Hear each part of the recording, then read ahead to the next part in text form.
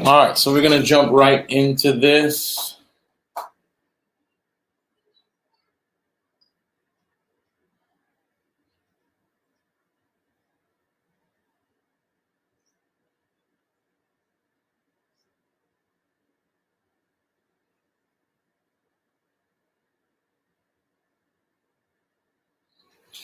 All right, so I'm going to jump right in, and especially those of you who are in network marketing, multi-level marketing space, if you're in a leadership position, business environment, this is going to help a lot of you very quickly. So good day to all of you who are on YouTube.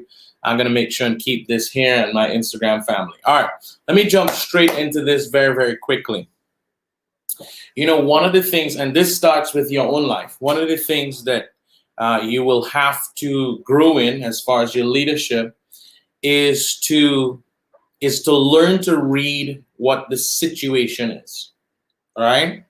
One of the mistakes I see a lot of leaders do is that they try to lead everyone with the same approach.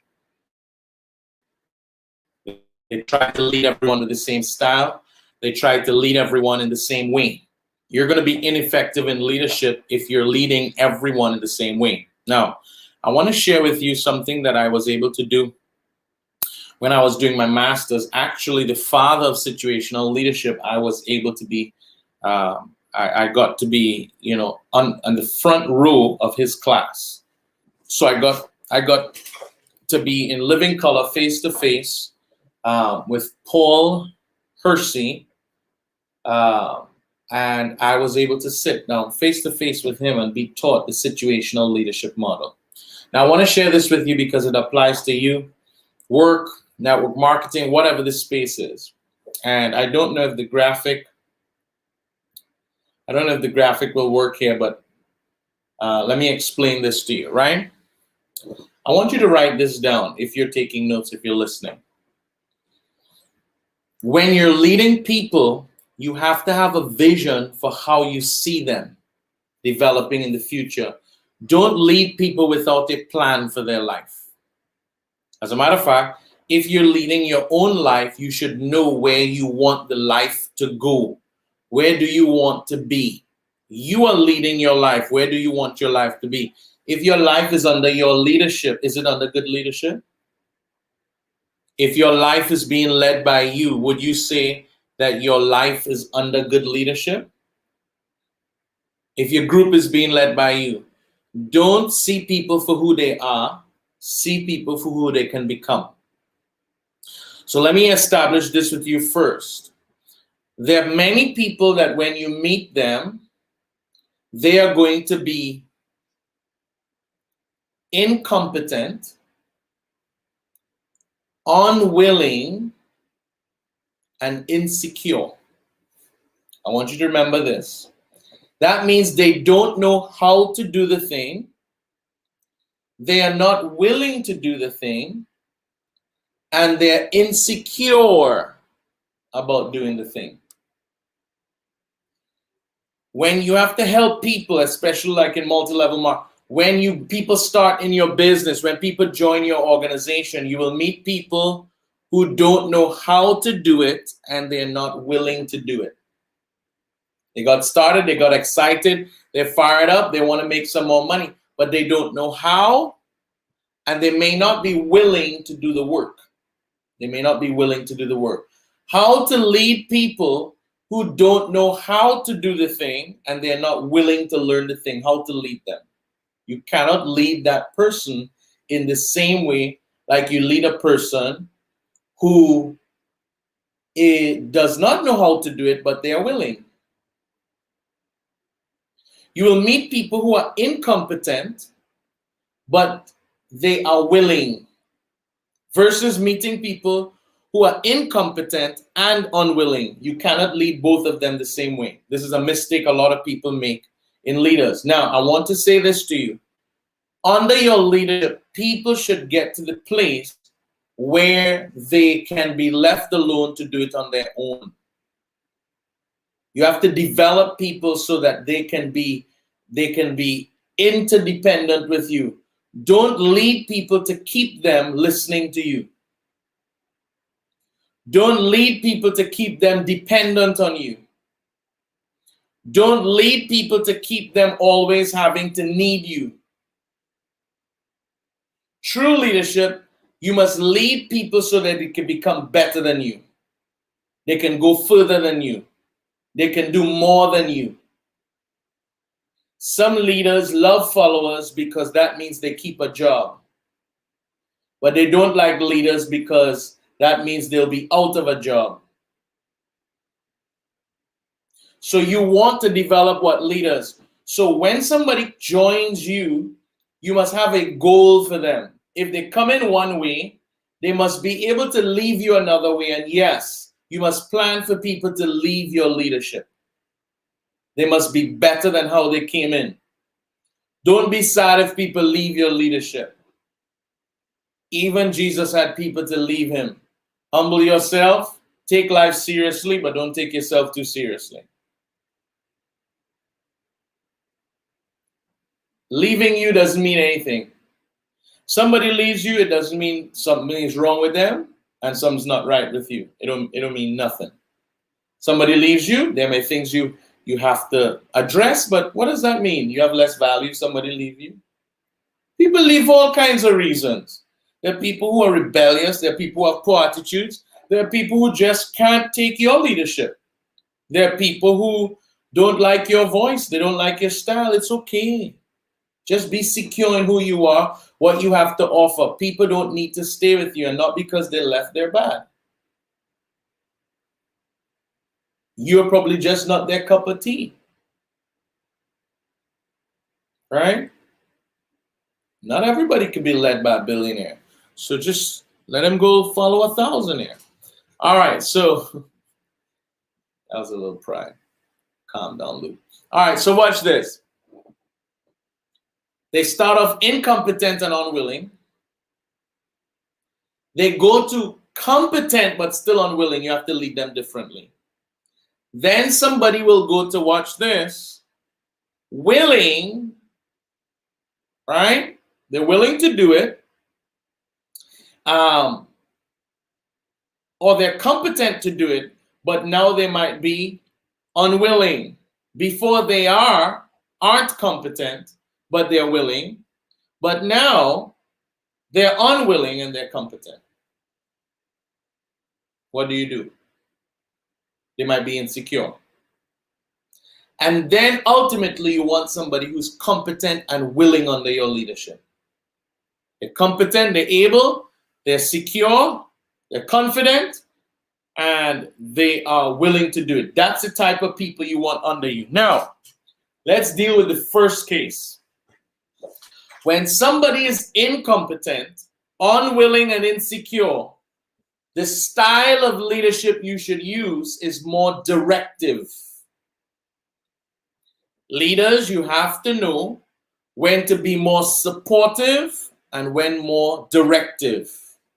Don't be directive when you need to be supportive. You will hurt people. Don't be supportive when you need to be directive. You will not create the results. Some of you should be writing this down. I'm giving you this thing for free, In corporate, they have to pay a lot of money for this. Write it down. Not because it's coming on for free. Just, here's what I'm telling you. Leaders, you have to balance directive behavior and supportive behavior. If you are supportive when you need to be more directive, you will miss out on a lot of results and money. It happens even in parenting too. One parent is more supportive than directive. One parent is more directive. One parent is more directive than supportive. Your life needs you to be supportive of certain things, and you need to be directive at certain times. A lot of people tend to shy away from people who are directive, even though sometimes it is the direction or the directive style that gives you progress.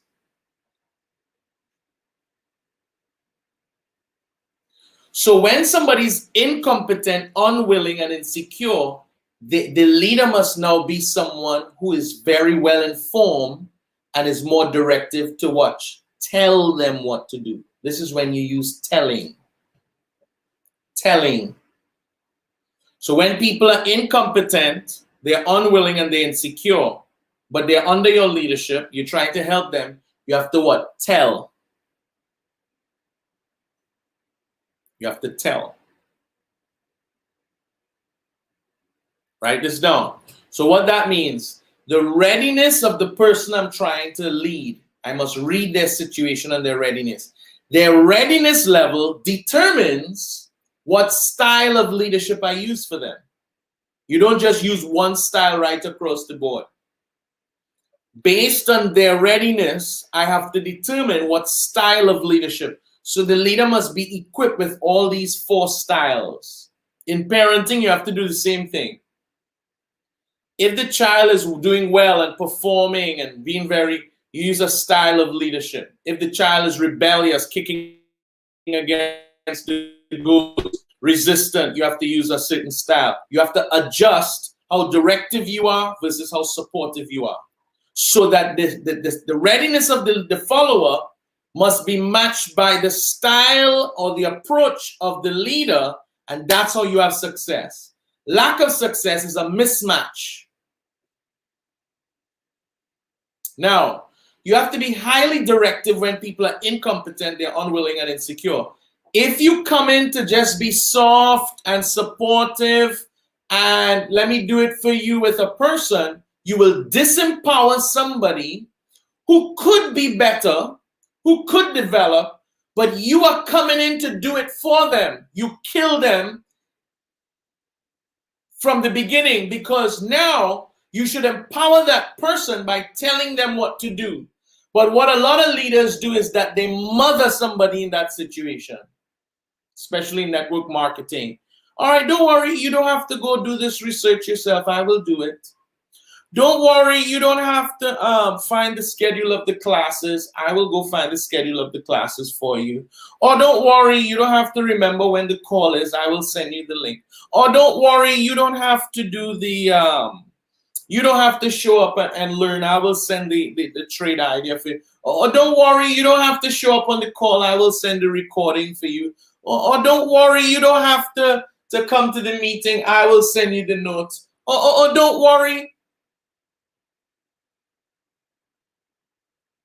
You will not raise a leader being supportive when you need to be directive. Why? Because you are mothering at the wrong time. It's the wrong approach. It's the wrong style of leadership for the readiness of the person you're trying to help. You have misread the whole situation. Because you're not reading their readiness or you're misreading it, you are applying the wrong leadership style. Your influence behavior does not match the readiness of the follower. This is where you have to be telling. See, somebody said, this is me. I need to stop mothering the staff. Let me tell you what will happen. If you mother somebody who is a thoroughbred, they could be strong, they could be powerful, they could be, if you mother them, you will kill their potential. You'll be overlooking their shoulders, microman. Don't mother at that time because especially thoroughbreds who are ready to run, you kill them when you mother them.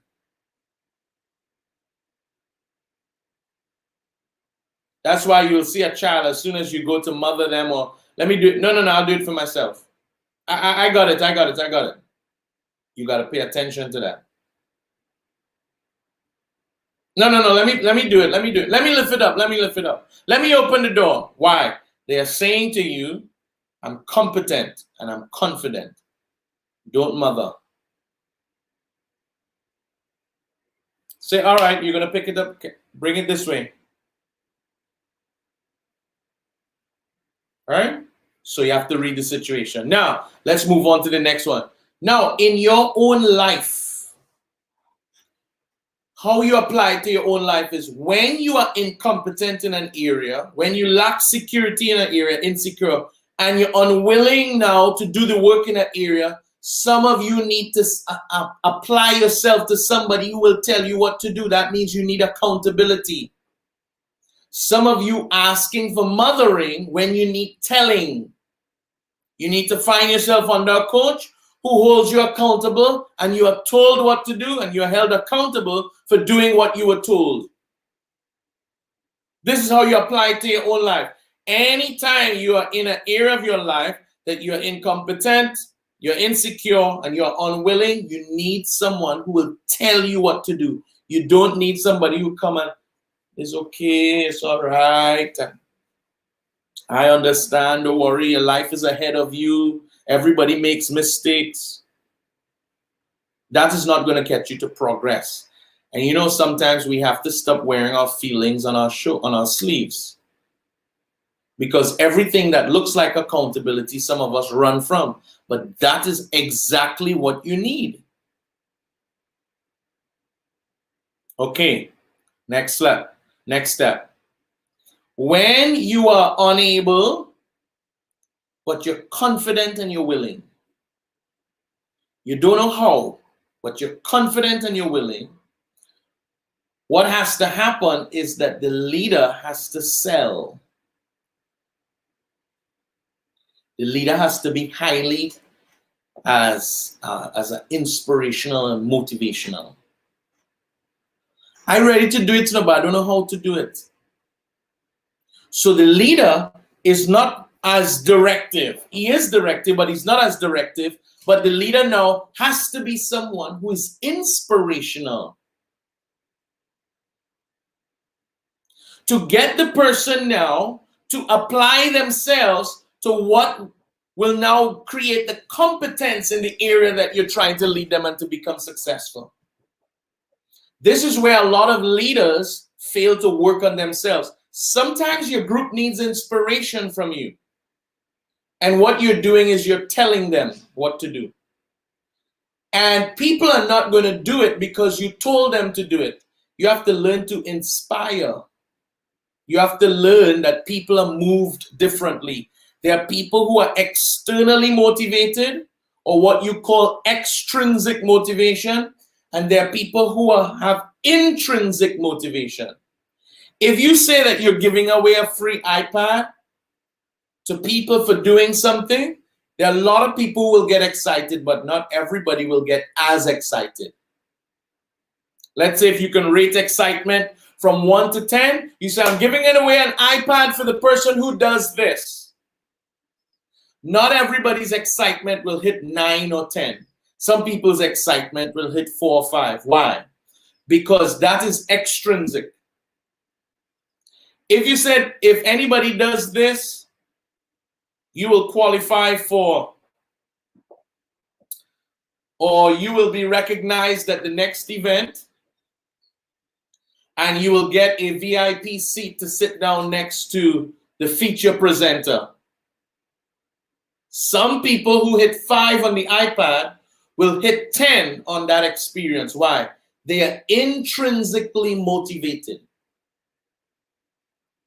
So when you are selling, you need to understand how people are motivated. Not everybody is motivated from the outside in. Some are motivated from the inside out. Neither is right or wrong. It's just how people are. So as a leader, you must be equipped to know how to move people, because they're just unable, but they're willing. So now you're going to have to also teach instruction. I see many leaders who you're trying to get people to hit goals. You're trying to get them to do the work. It doesn't work because you yourself need to be inspiring.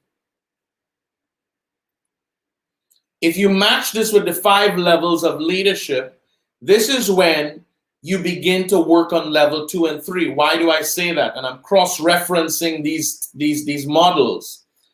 When you have a position and you tell people what to do, not everybody is going to just move and get it done. So you have to work on relationships as well. Because some people will buy into you because of how you relate to them versus your position of authority. You don't want people to follow you because they have to. You want people to follow you because they want to. And that means you have to work on the relational aspect of your leadership. People are not going to move like that. This is not slavery and it is not control. You're not commanding and giving a dog an instruction, sit. That's not how you treat with people. You have to inspire. So at this stage, selling, it's very highly relational. And I want to say this to you. Also, you have to be very exemplary. When you have personal results in production, you could always sell somebody on what to do because they are attracted to your results. So you can say, hey, this is what I did. I put 12 to 15 personal customers in my first month. They're sold on it because they know your current results. So they get sold. This is the style you use for somebody who is confident or willing, but they are not able. You sell. Let's move on to the next third section. Watch this. When somebody now is able, but they might be insecure or unwilling, you participate with them. Let's do it together. You don't tell them what to do, and you don't oversell them on it. Why you don't oversell them on it? Because they actually have the competence on it. It's just that they will feel more confident if you did it with them. This is the style of leadership that matches the person who has the ability, but they're insecure or unwilling. Now you're getting into more supportive leadership behaviors. You don't want to be too directive with somebody who has the ability under you. You want to be more what? Supportive.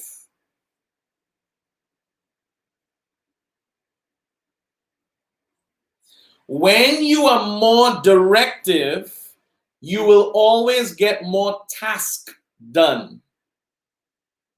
It is task-oriented. There needs to be a unique balance. Supportive behaviors deals with more relationship. When there's a mismatch, for example, when a leader is more slanted to getting tasks done, they will rub people the wrong way, even if they have personal results. And even if they get things done, they will rub the team the wrong way. And the reason they rub the team the wrong way is when people need more supportive behavior from you, you're being directive. Nothing is wrong with you. It's just that there's a mismatch of style versus the style readiness relationship. There's a mismatch. For example, let me show you in speaking, you have content and you have context. If I'm telling my wife I love her, that's the content of my message. But if I'm telling my wife I love her in the wrong tone, which is what is carrying the message, which is context, there could be a mismatch. She passed by and said, babe, I love you. Say, I love you too. Content mismatch with context because the tone is communicating something different than the actual message. How many get that? Put a 1 in the chat if you get that. So my tone could throw off my message.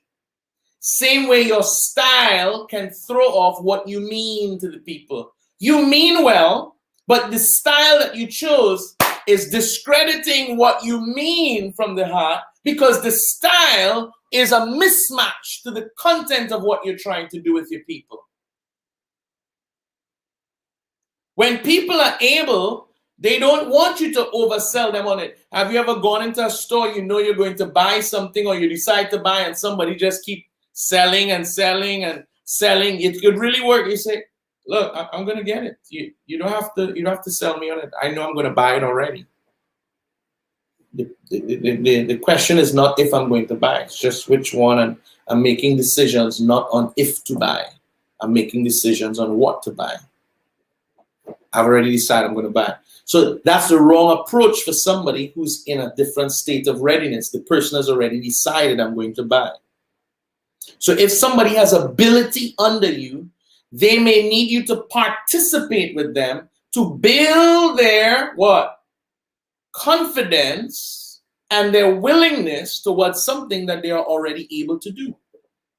Let's do it together. You have to be now more supportive based on the readiness of that person in your group. Now, this is why leadership is a skill. You're not a leader because you performed well once. You're not a leader because you make the most money. You're not a leader because you're the tallest. You're not a leader because of your title. See, when we hold on to these things, it's like you're holding on to a post. It's best you work for TN Tech. Some of you are outside of Trinidad. TN Tech is trying to be an electric company. Some of you get that on your way home. You have to work to be followed every day. You have to pay your dues. You don't get to be followed yesterday and people get up this morning and want to follow you today. You have to pay your dues in leadership. You could mess up today. They don't want to follow you tomorrow. So what you got to do? Pay your dues. Give them a reason why they need to follow you again. Give them a reason why they should keep following you. Give them a reason why they should keep listening to you. I know that people used to follow me. They don't follow me anymore. I have to pay my dues. And then some of them come back to follow me because I've been paying my dues whether they were there or not. So this is somebody who needs you to participate. Let's do the call together. Let's invite together. Let's prospect together. Let's present together. Let's communicate. Let's do the speech together. I participate with them. That's what they need of me. They don't need me to tell. They don't need me to sell. They need me to participate. Now, if you track what I'm doing, is that your leadership ought to move people forward to interdependence. Don't let your leadership keep people at a very immature stage. If somebody is following you well and you are leading well, you should lead them from dependence to independence to interdependence. That means you should lead yourself out of a job.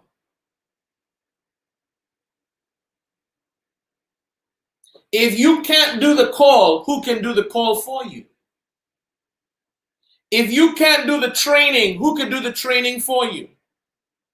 If you can't preach, who can preach for you? If you can't lead the meeting, who can lead the meeting for you? If you are leading your people for a while and they are weak as when they came in, something's wrong with your leadership. Some people keep people in that state so they can stay relevant in leadership. That's not good. If I have a pet, if I have a dog, and I'm doing all the right things to feed that dog, if after 6 months my dog is the same size, I'm on it, unless I bought one of those what do you call them? Unless I bought one of those miniature, or what they call I'm trying to remember. But if I bought a big breed dog, German Shepherd, after 6 months, he's looking like a puppy, I'm going back to who I bought it from, or I'm going back to the vet. I say, something's wrong. I'm feeding him, giving him water, he's exercising, he's taking his vitamins, and after 6 months, he's a puppy. I bought him as a puppy. He's still a puppy. Do I have a toy here? Is this a toy poodle? Thank you, Latina. Do I have a toy here?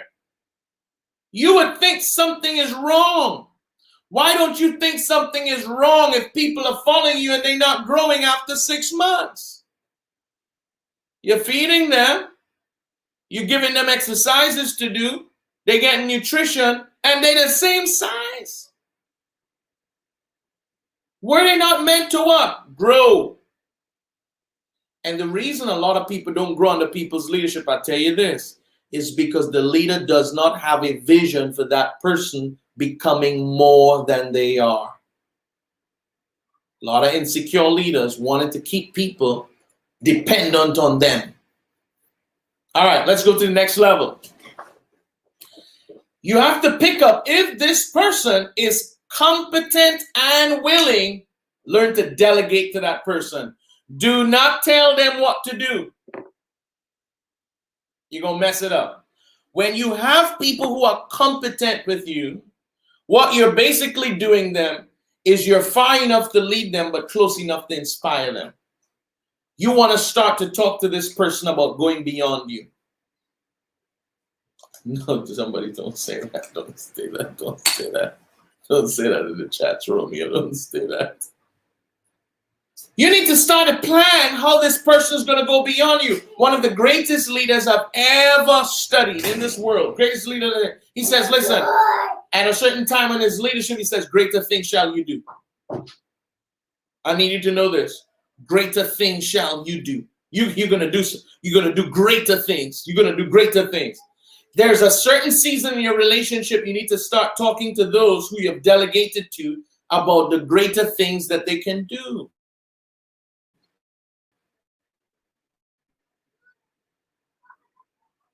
When you pick up the readiness of somebody who's competent and willing to you, learn to do what? Delegate. Now watch this.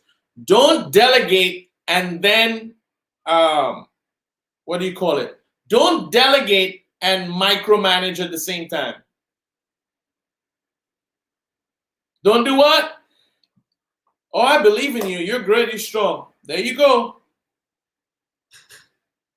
What did you say on that call? What did you see in that presentation? What is the person gonna feel like? They're gonna be like, I thought you asked me to handle this. I thought you asked me to get this thing done. It seems like you're still telling after you delegated.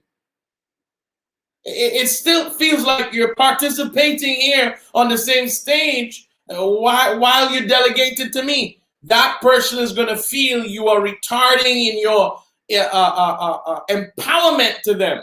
If you are empowering, loose them and let them go. If your wisdom or your leadership or you are valuable to them, they're always going to tap back in with you because of relationship. They're always going to tap back in with you. Never be afraid that you will become irrelevant to somebody that you've developed. Never be afraid of that. You are so unique. You have to remember this. You're very unique. So when you are developing somebody, always have an exit plan for them. Don't let them feel claustrophobic under your leadership. Release. Just release. What's going to happen?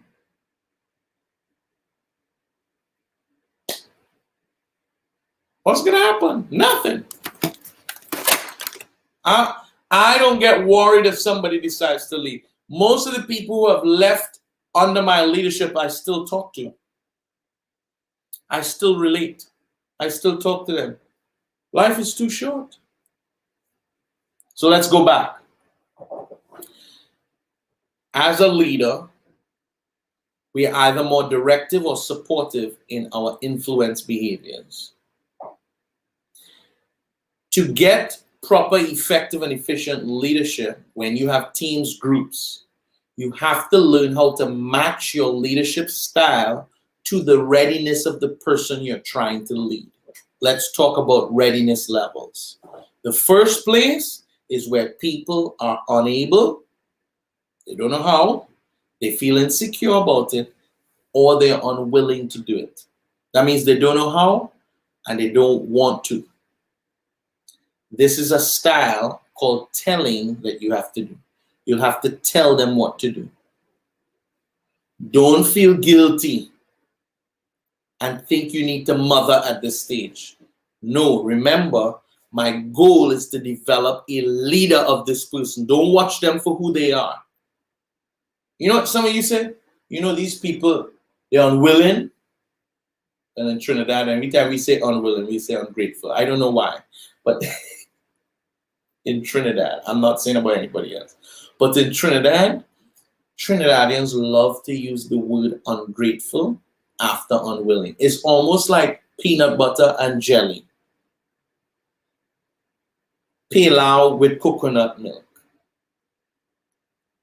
Crab and callaloo. Macaroni pie and stew chicken. Cassava and saltfish. You understand what I mean?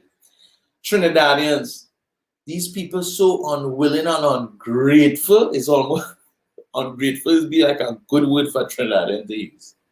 And we real cool up the ungrateful, eh? You see these people? They're so ungrateful. We love that word ungrateful. Like we grating something when we say ungrateful. Like a whole coconut. Anyway, let me get back here. So, when people come in at this stage, don't let their state or their current condition discourage you from leading them. Some of you, when people come and say, they don't even know what to do and they're unwilling and ungrateful. Remember, you were once like that. Yes. Remember, this is not permanent situations, This changes based on the situation. Meaning, you could be at a participating level with a person. Something changes in their personal life, or something changes in the task of what we are doing, and they will move from participating where you have to now tell them what to do. This is dynamic, it shifts. Things could change in people's personal life that could make them regress. And you will have to go back to another style.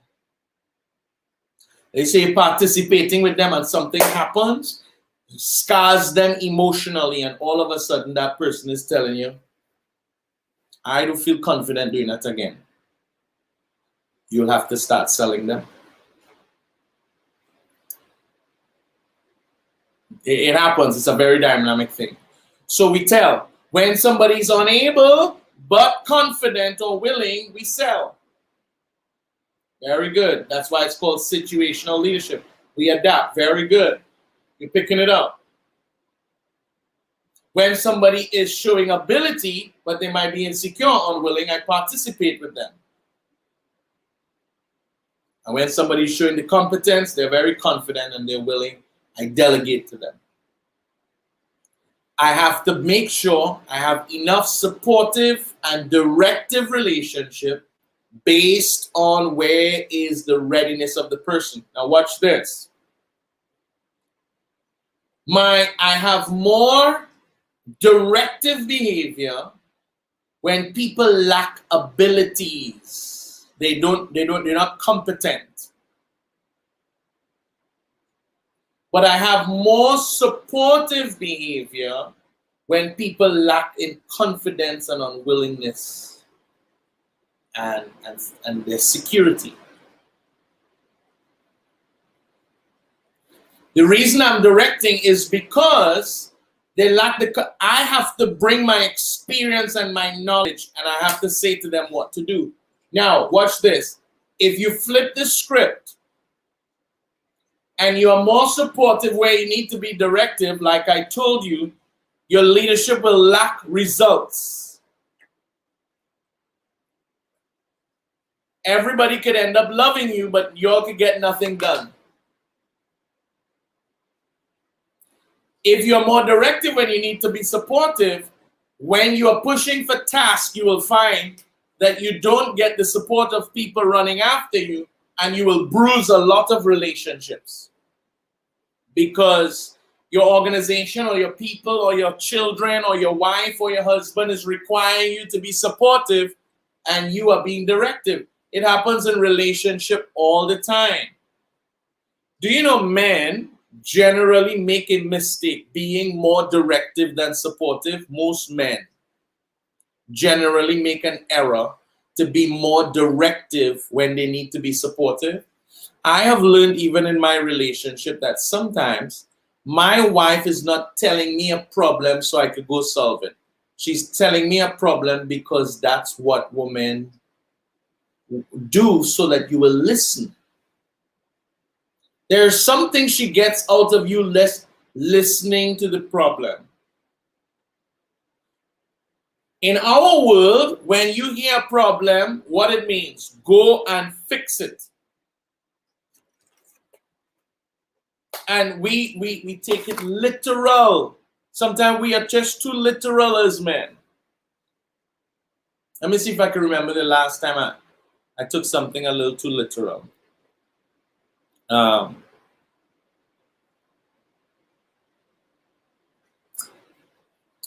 You know, my wife and I, we recover very quickly from things. So it's almost as if I cannot.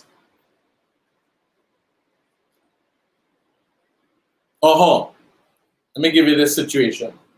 So my wife and I, we want to buy a new place, a nice place I saw on a hill that I want to build a house. And something was happening where, you know, Ella was my daughter loves to run, right? She loves big open spaces to run from a room. Like she has really good legs and stuff, and she runs.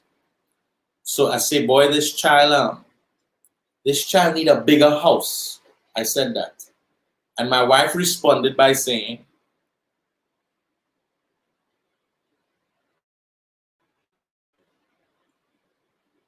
something. So let's just say she said, well, I need a bigger house too, not just Ella. Your boy full up with that, yes? In my mind, it's like she's been sitting down on this thing like she need a bigger house, and I dragging my foot on getting this bigger house, and she ready to build now, and look, you're not building now. Like my mind started to tell me all kind of things like she needs a big house right now. She just needs to talk. They said women have about 6,000 words per day on average that they will use. They say men have about 2,000 words per day that they will use. So just imagine when you come home from work, or like you at the full of your day, at the end of your day, let's just say you on 1,945 words. So you have a good 55 words for the rest of the night. But let me just say your wife on about 3,400 words. She had 2,600 words for your 45 words now. You know what I mean? So when she say, babe, how's your day? Good. She don't realize you have 44 more words there now. So the reason you say good is because a boy trying to budget. You know what I mean? We budgeting on the words, but she's spelling like. So that's all you're going to tell me good? So that one good is about 14 words she responded to. So in my mind, it's almost like we take it so literal. But the truth is, she just need me to listen. Yes, we want to get the next house. We want to buy the land. It will be so lovely, and I want to create the room for Ella and whatever. Guess what I think about? Money. I'm going to buy no. I'm going to get a land right away. Pressure. Wife not happy. You understand what I mean? No, that's how we men think, under pressure immediately. The moment you hear your wife say, I find the stove not cool, 7,000 there. It's like, oh, this person just pinch it. 7,000. Go and get it now. You ain't even thinking about fixed stove. You ain't even thought some with the gas tank, nothing. Babe, I hear knocking in the car. Oh, good, 400,000 million. You forget about fix. You know them girls want clean AC. They want to drive in something new. Why? Because we are very directive in our approach. You got to learn to be a little bit more supportive. Sometimes supportive is just listening. Sometimes people just need us to listen, leaders. Sound like me too, boy.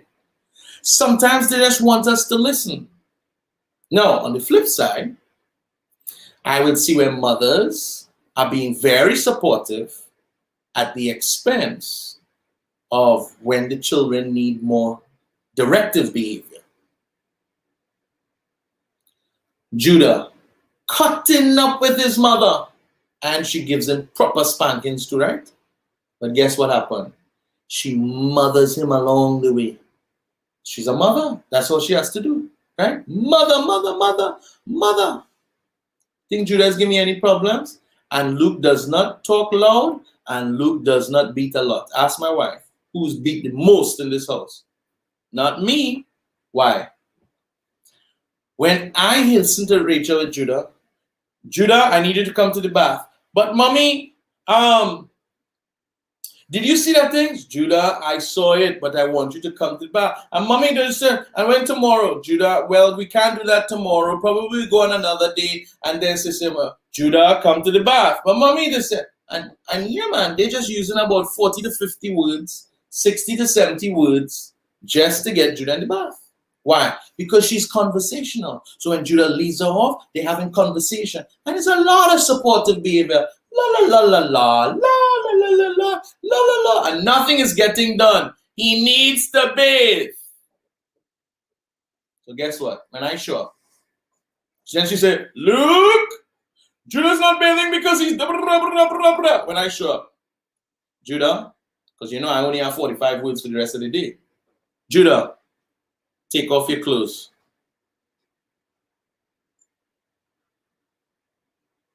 Get in the bath.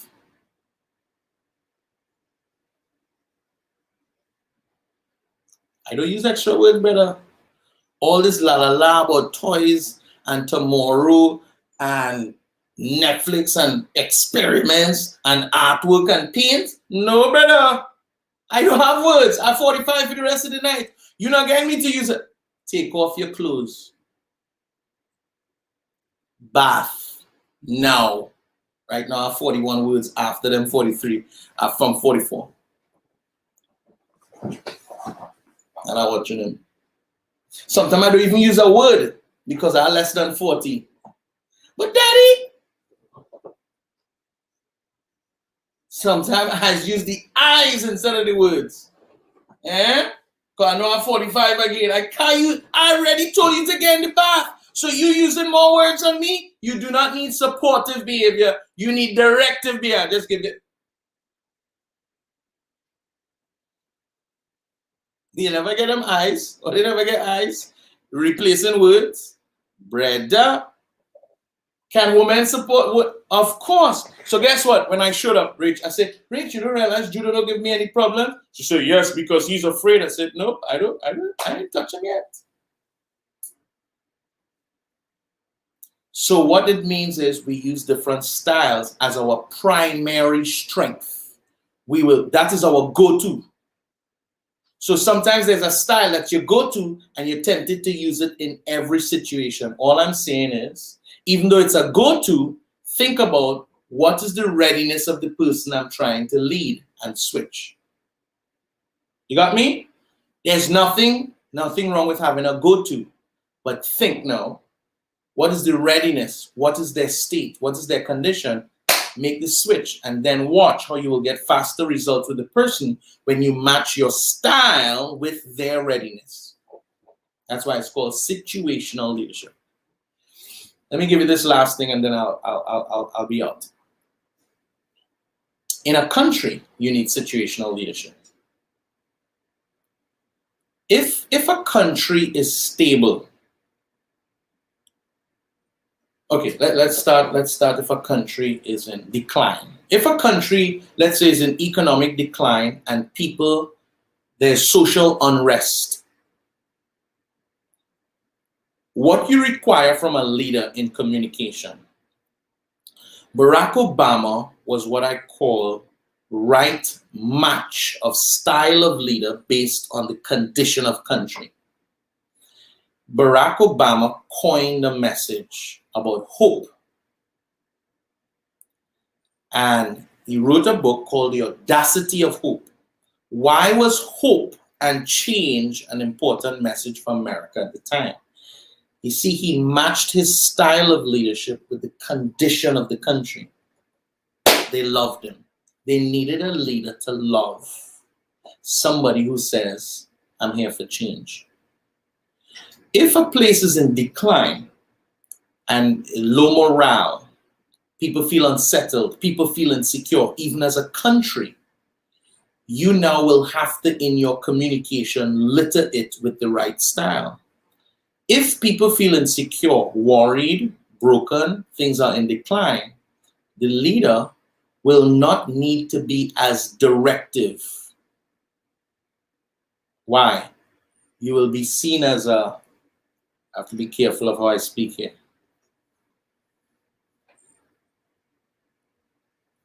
You will come across insensitive.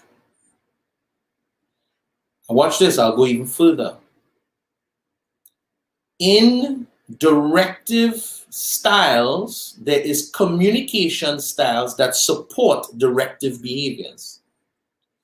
In supportive behaviors, there's communication styles that are parallel or support the supportive behavior. Watch this.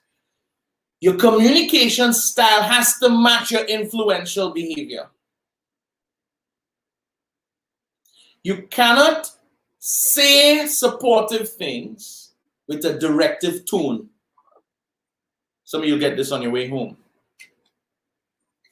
It have levels to this thing. Trust me, it have levels to this thing. Because you're trying to build the country's what? Confidence. What? You're trying to build their what? Confidence. When things are unsettled, or when, okay, you see when America was attacked? When America was attacked for the 9/11, go listen to Barack Obama's next speech. That wonderful man who you loved became more directive because the company needed, the country needed somebody that they would believe will get things done and handled. That was not the time to just be more supportive, even though we were hurt. We were attacked. And what is priority now is that you must hear from your leader. We were attacked, and the mistake they made was to attack the United States of America, and we are going to make sure the job gets done. Then go listen to him the night he spoke when Osama bin Laden was killed. Go and listen to the speech, and you will hear that the communication style matched the influential behavior that was needed based on where the country was at. See the parallel of the truth? It had to run right through. That's why leadership is a muscle. You mustn't think that you're just leading. You actually have to learn this thing. There are depths to this thing. To actually do it efficiently and effectively, there are depths to this thing. I could tell you this. If the woman did not discover Jesus' tomb first, I don't know if they would have heard that Jesus rose again. As fast as the men heard about it, if it was the men who discovered that Jesus was not in the tomb, I don't know if the woman would have heard as fast as the man heard if the man had discovered Jesus was not in the tomb first. You understand what I mean? When the woman discovered that Jesus wasn't in the tomb, the man found out right away. But if the man had found out that Jesus was in the tomb, I don't know if those two women would have found out right away. It's amazing how God did things. Everything was by design.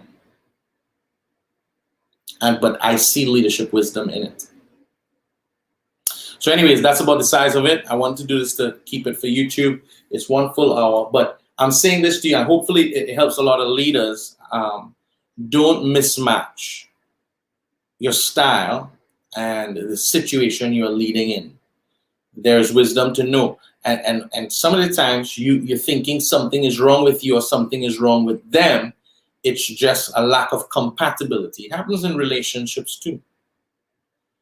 If you're in a relationship and these things still apply, it's constant changing of how you actually relate to each other. Constant changing.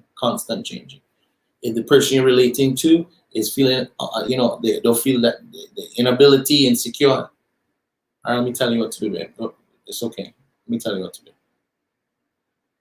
No, man, baby, you could do that. Of course, I've seen you do things like that. I'm doing what? Selling now.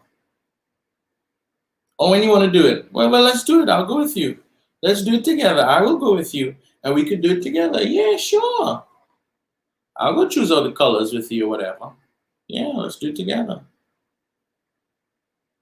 Babe, I need you to. Could you get this for me, because I know once I put it in your hands, you got this. Just choose out this stuff for me, whatever, because you're good with that. That's your area. Boom. Same relationship. Tell, sell, participate. Anyways, God bless you. Love each and every one of you. Stay tuned. We have more value every time. The consistent thing is that you get the value. Take the thing, get inspired, and then go perspire it. Go try it right away. Try it, even with your kids, and you will see something change. It'll be different. All right? God bless. Can you save this live, please, Ernie? Yeah, no problem. All right. God bless you guys. Have a good one.